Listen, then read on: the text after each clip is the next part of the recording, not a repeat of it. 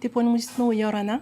Bonsoir. Donc, je rappelle que vous êtes le président de la Fédération des associations des parents d'élèves de l'enseignement public en Polynésie française. Alors, hormis l'achat de fournitures scolaires pour cette rentrée, la préoccupation est aussi, des familles est aussi tournée vers la crise sanitaire.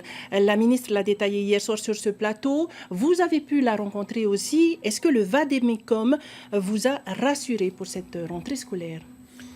Le Vademecum est une mesure de précaution qui va permettre de garantir un maximum de mesures visant à sécuriser nos enfants dans leurs gestes quotidiens à l'école.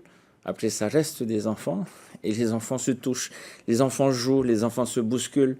Donc, c'est difficile de poser un cadre qui sera forcément applicable dans toutes les circonstances. Donc, on ne peut pas être satisfait à 100%, mais on doit dire, et je le reconnais, que c'est un dispositif qui va permettre de sécuriser au mieux les gestes et les pratiques au sein des établissements scolaires, et c'est une bonne chose. Mais il y a un bémol, celui des enseignants qui tombent malades. Oui, mais avant de venir à là, je dois d'abord dire qu'il y a tout un tas de... Il y aura des guides sanitaires qui vont être rajoutés pour permettre d'accompagner les enfants durant les temps de restauration scolaire, durant les temps dans la cour de récréation, mais également pour le nettoyage et renforcer toutes les mesures de nettoyage et de propreté. Il y a plusieurs gestes, plusieurs choses qui vont être mises en place par le gouvernement pour permettre de sécuriser et garantir ces pratiques. C'est une bonne chose et... La problématique se pose davantage du point de vue de l'obligation de vaccination et il faut bien que les parents comprennent que de toute manière, l'institution ne pourra jamais obliger nos enfants à se faire vacciner. Ça ne se fera qu'avec l'accord des parents.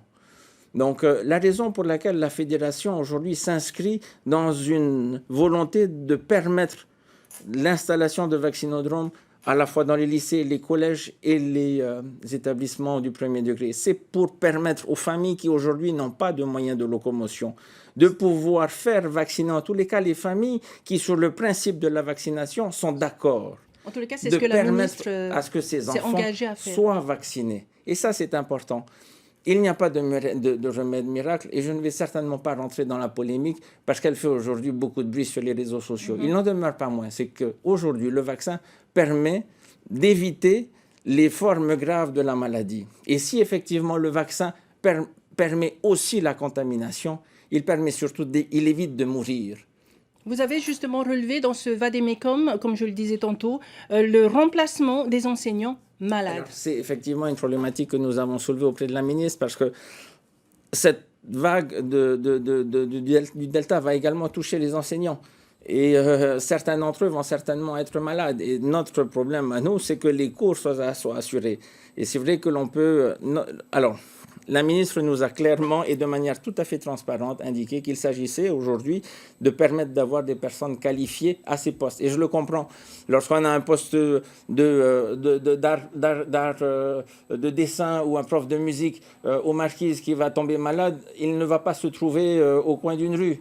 Donc il y a effectivement des difficultés par rapport au choix et au recrutement des personnes qualifiées. Nous avons eu l'assurance de la part du vice-recteur et de la ministre que tout sera fait pour faire en sorte à ce que les apprentissages et la continuité pédagogique soient assurés. Justement, rassurer les parents et éviter l'absentéisme pour cette rentrée scolaire. Les chiffres sont importants, on est entre 15 et 20%. Les retours d'expérience montrent que l'année dernière, les enfants qui sont restés à la maison, malheureusement, n'ont pas aussi bien appris. Et la continuité pédagogique, le distanciel a ses limites. Il faut que les enfants retournent à l'école. Et je pense que les mesures qui sont aujourd'hui prises permettront de rassurer les parents par rapport au fait qu'ils doivent ramener leurs enfants à l'école, parce que les apprentissages à l'école, c'est quand même mieux que les apprentissages en distanciel. Un dernier mot, Tepoanouisno. Oui, je souhaite adresser à toutes les familles de Polynésie une excellente rentrée, parce que ça sera difficile et c'est compliqué, mais nous sommes tous dans le même bateau et nous devons tous naviguer dans le même sens. Ça aussi, il ne faut pas qu'on l'oublie. Merci beaucoup, Tepoanouisno, d'avoir répondu à notre invitation de ce soir et bonne rentrée scolaire également. Merci à vous.